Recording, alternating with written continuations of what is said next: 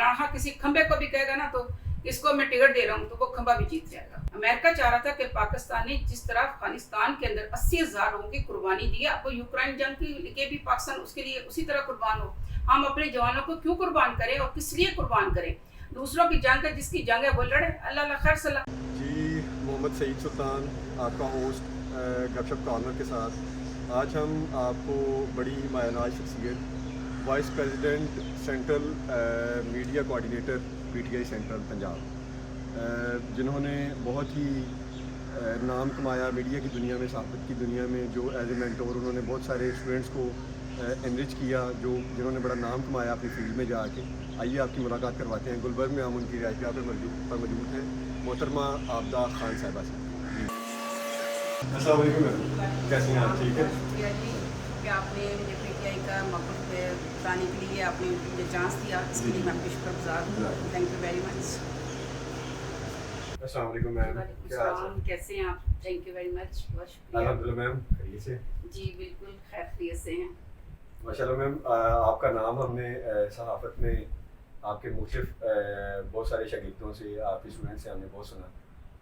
हमारा इस वजह से हमारी एक क्यूरियोसिटी थी कि हम आपसे मिलें, आपसे जो आजकल की दुनिया में जो आजकल का जो अभी वक्त चल रहा है, इसमें हमारी जो पाकिस्तान की जो कौम है उसको ये समझ नहीं लग रही, जो आम आदमी उसको ये पता नहीं चल रहा कि हम नए पाकिस्तान में रह रहे हैं कि पुराने पाकिस्तान में रह रहे हैं। ऐसे ही कुछ सवालात, कुछ तीखे, कुछ मीठे, ये हम आपसे सवाल करेंगे। आपने ज़रा गाइड करना है, बताना है हमारे व्यूअर्स को बताना है कि क्या चल रहा है। ज़रा ये बताएं कि हम कौन से पाकिस्तान में रह रहे हैं। जी कुछ अर्सा पहले तो हम नए पाकिस्तान में रह रहे थे, और उसमें नए पाकिस्तान में जो पहले लोग थे, पुराने पॉलिटिशियंस को कह रहे थे कि जी ये बहुत महंगाई होगी, बहुत महंगाई हो गई। तो नए पाकिस्तान को मूव करके जब पुराने पाकिस्तान में गए तो सारी दुनिया ने देख लिया कि महंगाई का ग्राफ उस वक्त क्या था और अब महंगाई का ग्राफ क्या है। कि उस वक्त फिर भी लोगों को 2 टाइम का खाना मिलता था, अब लोग 1 टाइम के खाने के लिए भी तरसते हैं। पेट्रोल का देख लें, आटे का देख लें, जो भी ज़िंदगी की छोटी छोटी नीड्स हैं, जो बेसिक ज़रूरियात ज़िंदगी हैं, वो कहाँ से कहाँ पहुँच गई हैं। तो आप ये देख लीजिएगा पुराना नया पाकिस्तान बेहतर था कि वो दोबारा लौट के जो पुराना पाकिस्तान है वो बेहतर है। डेफिनेटली इमरान खान का जो एरा था वो बहुत बेहतर था। उस वक्त हमारी जो इकॉनमी ग्रोथ थी वो भी 6 पॉइंट के अराउंड अबाउट उसका था, वो ऊपर जा रही थी। एग्रीकल्चर ऊपर जा रहा था, राशन कार्ड दिया था, एहसास कार्ड दिया था, हॉस्पिटल्स में फ्री आपको ट्रीटमेंट दिया गया था लोगों को जो अफोर्ड नहीं कर सकते थे। आप ये देख लीजिए कि उस वक्त लोग सिर्फ अपोजिट के जो नैरेटिव था उसको लेकर चल रहे थे कि जी हर तरफ महंगाई हो गई है, लेकिन महंगाई नहीं हुई थी, बल्कि हमारे स्पोक्स पर्सन जो थे वो उस चीज़ को डिफाइन करने में या डिफेंड करने में नाकाम साबित हुए थे। जो अपोजिशन का बयानिया था, अपोजिशन ने एक बयानिया दे दिया था कि महंगाई ऊपर जा रही है। महंगाई तो इंटरनेशनल लेवल पे हो रही थी, सिर्फ महंगाई पाकिस्तान में तो नहीं हो रही थी। जी मैम, इसमें ये तो नो डाउट कि महंगाई इंटरनेशनल लेवल पे ऊपर जा रही थी, और जब इकोनॉमी स्टेबल रहती है, पोलिटिकल जो सिचुएशन है वो स्टेबल रहती है, तो जो इकोनॉमी है वो ग्रो तो करती है। हमारे जो इमरान खान साहब के दौर में तो बड़ा बेहतरीन रहा है। इसमें नो डाउट कि हर चीज़ बड़ी अच्छी चल रही थी। उसमें थोड़े गवर्नेंस के इशू थे, आपका क्या ख्याल है कि गवर्नेंस के थोड़े बहुत इशू नहीं थे? नहीं, गवर्नेंस कई इस हद तक इशू नहीं थी जिस हद तक मतलब कि पोजीशन ने उसको एक बयानिया को डेवलप कर दिया था। गवर्नेंस का कोई इशू नहीं था, गवर्नेंस भी ठीक थी। लेकिन अब देखिए कोविड के अंदर भी इमरान खान की पीटीआई गवर्नमेंट ने बहुत अच्छा परफॉर्म किया था। जबकि दुनिया की इंडस्ट्री बंद हो रही थी, पाकिस्तान में इंडस्ट्री चल रही थी। बिल्कुल ऐसे ही है। इसमें मैम एक और ये क्वेश्चन है, इस पर तो हम दाद भी देना चाहेंगे अपने प्राइम मिनिस्टर इमरान खान साहब को कि उन्होंने जब पूरी दुनिया में इकोनॉमी जो है ना वो ठप हो गई और बिल्कुल जो है ना सिचुएशन बिल्कुल डेड लॉक हो गया, तो हमारे यहाँ अल्हम्दुलिल्लाह उन्होंने बड़ा, अल्लाह का बड़ा करम रहा, बड़ा बेहतरीन मैनेज हुआ।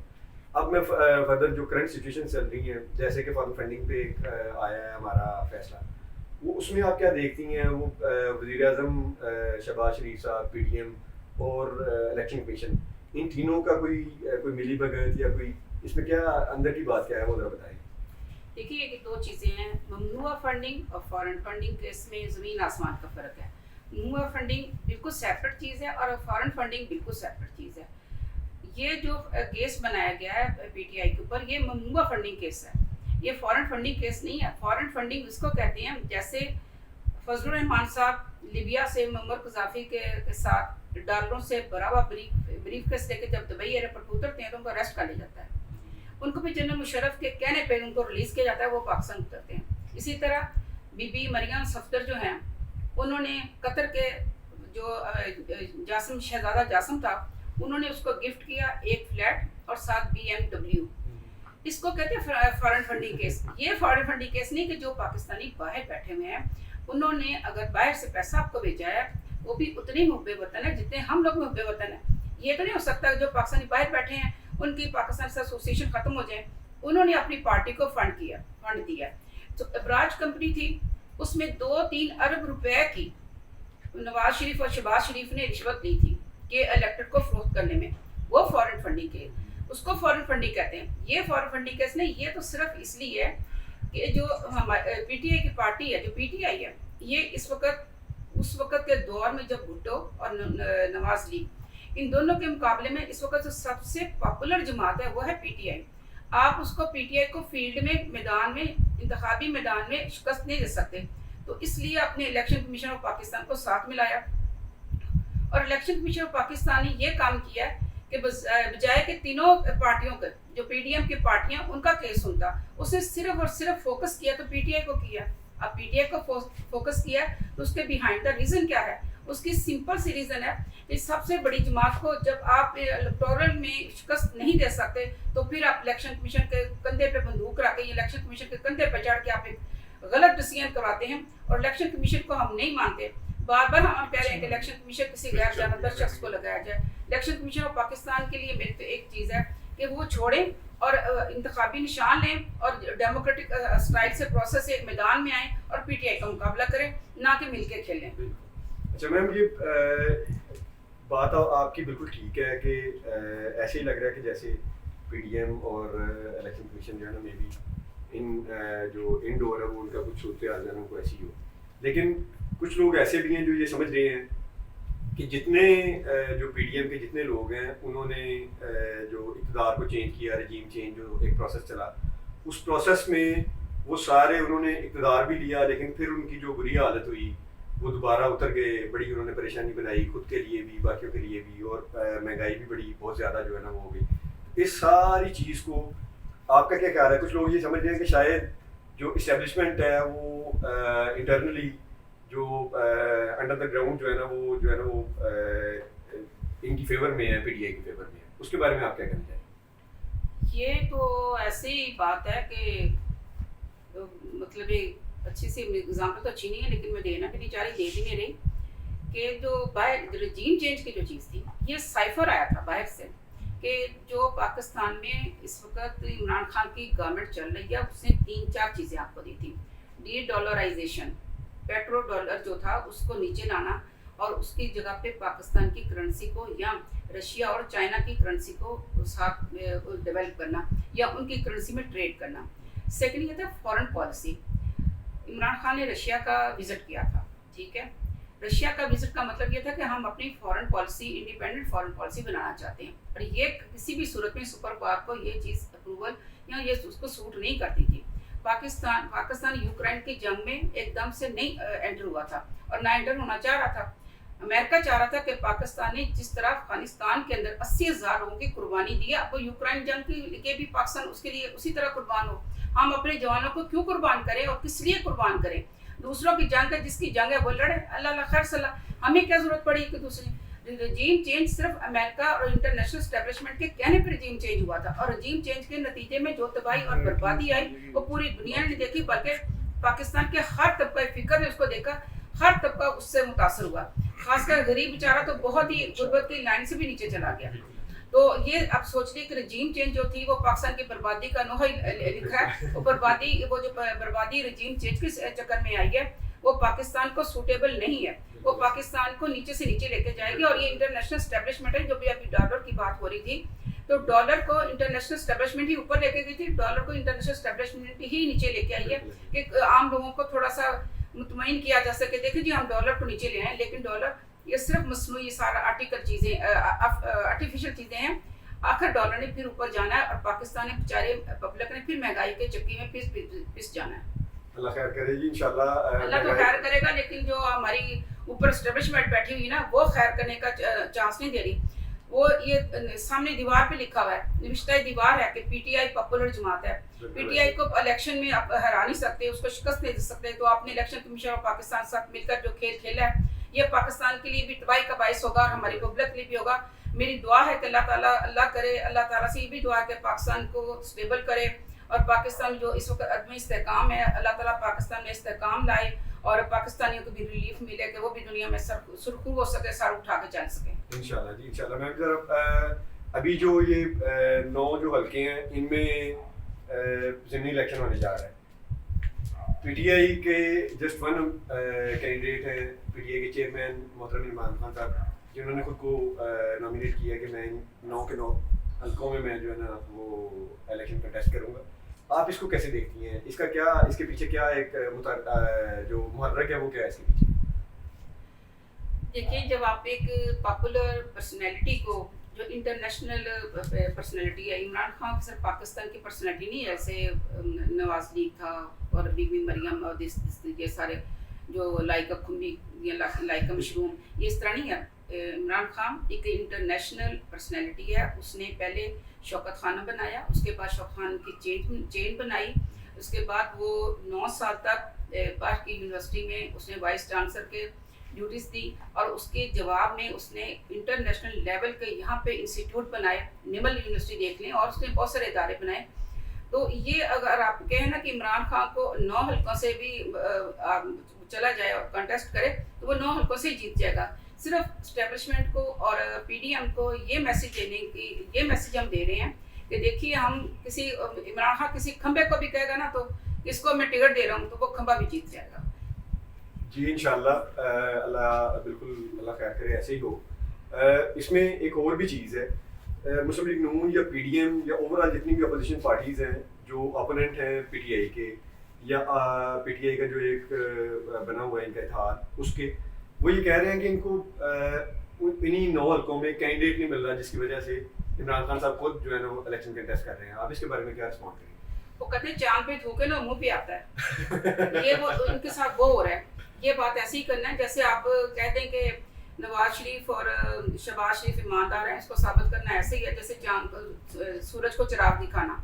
ये इसी तरह की चीज़ है, हल्कों की लोगों की बात नहीं है, बल्कि इनके ऊपर थप्पड़ मारने वाली बात है कि हम जिस जगह से भी चाहें, ये तो बात ही ना करें। ये तो ऐसी बात है जैसे आप मुंह बैठ के झूठ बोल रहे हैं और नदी के पार पत्थर फेंक रहे हैं, दोनों का कुछ नहीं बिगाड़ा जा सकता। तो ये चीज़ है कि वो हमें कैंडिडेट नहीं मिल रहे। कैंडिडेट की तो बात ही जाने दें, आप जाके देखें जरा कि लोग एक टिकट के लिए एक हल्के में कितने कितने लोग मार रहे हैं टिकट के लिए। और वो टिकट इस तरह नहीं है कि हमने फॉरेन फंडिंग से वो इलेक्शन लड़ना है। वो ये टिकट इस तरह के लोग अपने बिहाफ पे, अपने पैसे पे, अपने जोर पे इलेक्शन लड़ते हैं। अभी ये जो बाई इलेक्शन हुए हैं सारे अपने जोर पे इलेक्शन हुए हैं। सारे मतलब है कि इस तरह से इलेक्शन जीत के हैं।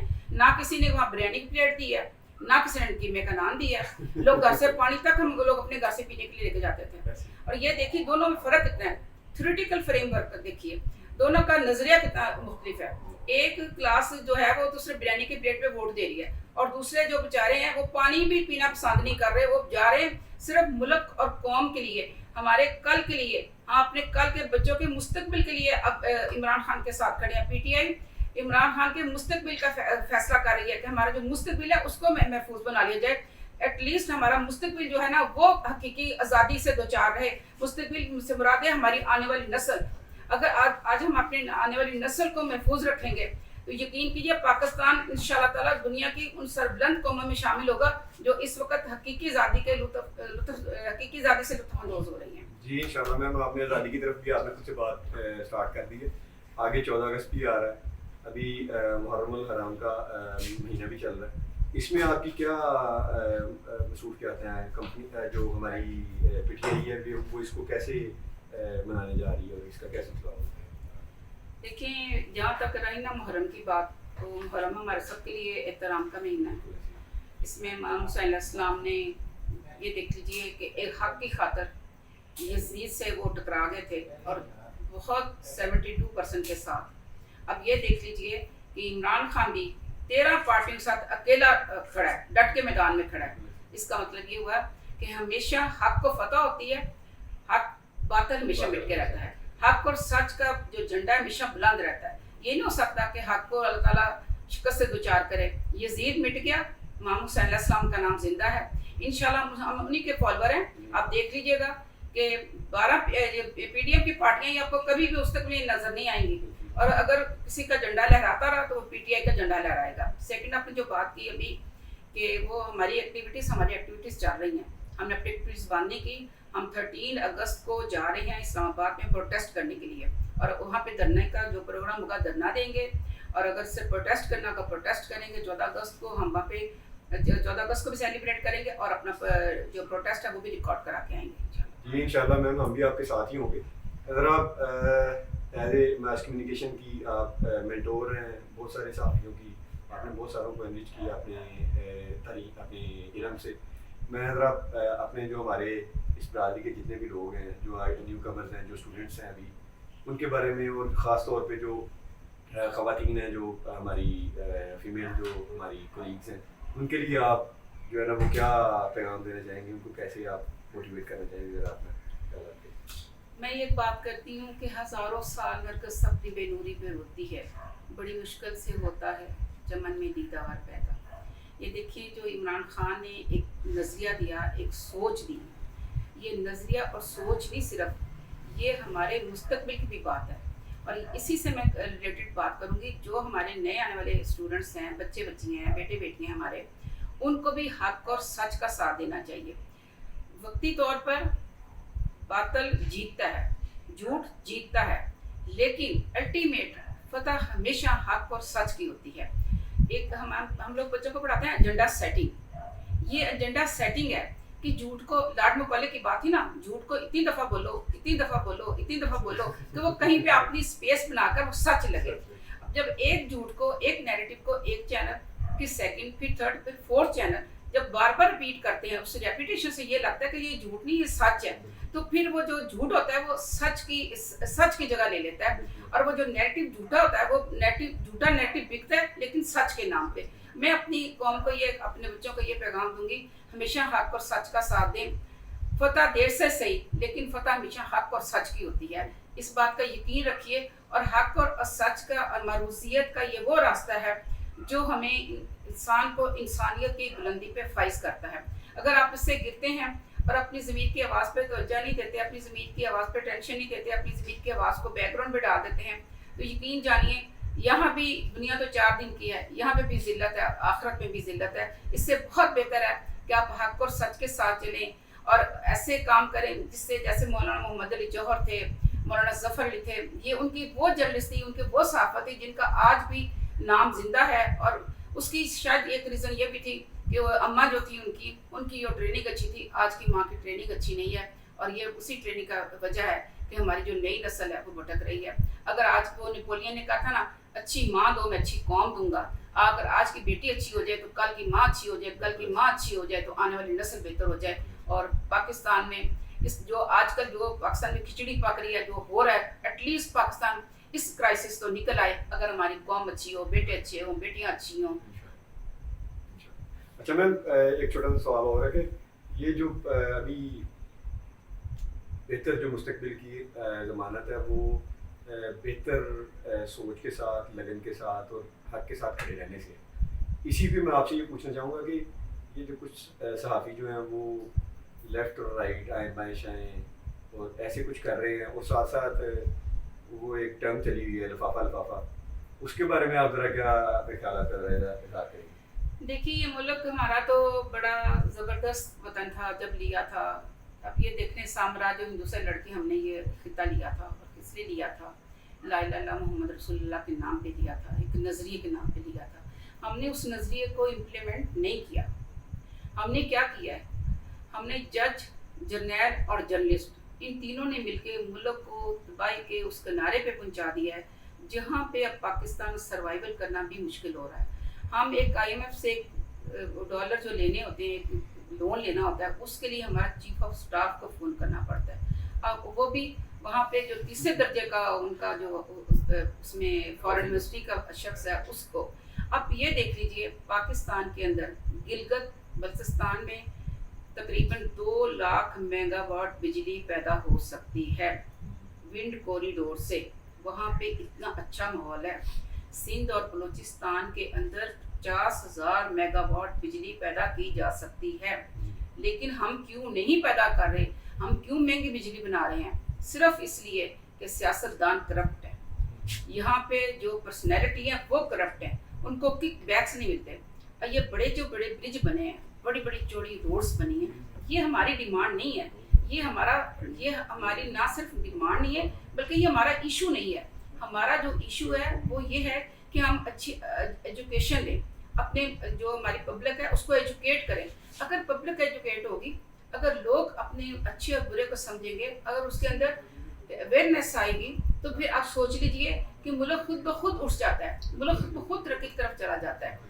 तो अभी आपका जो क्वेश्चन था इन्हीं पे था जो लिफाफे। हाँ जी, तो लिफाफा देखिए अब ना ये बकाऊ मीडिया क्यों है? अब इसके अंदर भी इकॉनमी का ही सारा रोल है, माशियत का रोल है। जो जर्नलिस्ट है जब उसको अपना राइट नहीं मिलता तो वो दूसरे तरीके से लेता है, और जो दूसरा तरीका है वो कैपिटल है, वो सरमायादार है, वो पैसा फेंक तमाशा दे, वो अपनी मर्जी से एक लिफाफा देता है, अपनी मर्जी के स्टेटमेंट ले लेता है। सिंपल बात है, जब आपको गलत स्टेटमेंट वो देता है लिफाफा लेके, तो फिर वो अपना गलत नैरेटिव बिल्डअप करता है। जब गलत नैरेटिव बिल्डअप होगा तो लोगों में गलत मैसेज जाएगा। अब वो ये दौर तो नहीं ना, अब तो इन्फॉर्मेशन फ्लड है। आपको सोशल मीडिया पे, आपको टीवी पे इतना ज़्यादा आपकी इन्फॉर्मेशन आ रही होती है कि आपने उसमें से चूज़ करना होता है कि आपके सही क्या है और गलत क्या है। और अक्सर पेशतर जो हमारी न्यू जनरेशन है वो गलत चीज़ों को चूज़ कर लेती है, क्योंकि हर चमकती चीज़ तो सोना नहीं होती, लेकिन वो लगता तो उस वक्त यही चीज़ होती है ना। तो उसमें सबसे जो मेजर इसमें जो रोल है वो हमारी पब्लिक का है, और वो है एजुकेशन की कमी। एजुकेशन आप ठीक कर दें, सारे सेक्टर खुद ब खुद ठीक होते जाएंगे। Thank you so much ma'am. Last पे मैं आपसे एक रिक्वेस्ट करना चाहूँगा, काइंडली हमारे व्यूअर्स को आपने थोड़ी सी गुजारिश करनी है कि वो हमारे चैनल को सब्सक्राइब कर दें और ज़रा एक बेल आइकन का जरूर बना उसको प्रेस करें। इत्तेहाद पाकिस्तान को प्लीज़ आप गपशप कॉर्नर में ज़रूर इसको देखिए, सब्सक्राइब कीजिए, इसको लाइक कीजिए। आपका बहुत शुक्रिया। ये समझिए कि हम अपने ये जो जर्नलिस्ट के पैनल है उसी से बात कर रहे हैं, तो आप उनको प्रमोट करने की कोशिश कीजिए। आपका बहुत शुक्रिया। हमें अच्छा लगेगा अगर आप इसको लाइक करेंगे और लाइक देंगे। Thank you so much ma'am.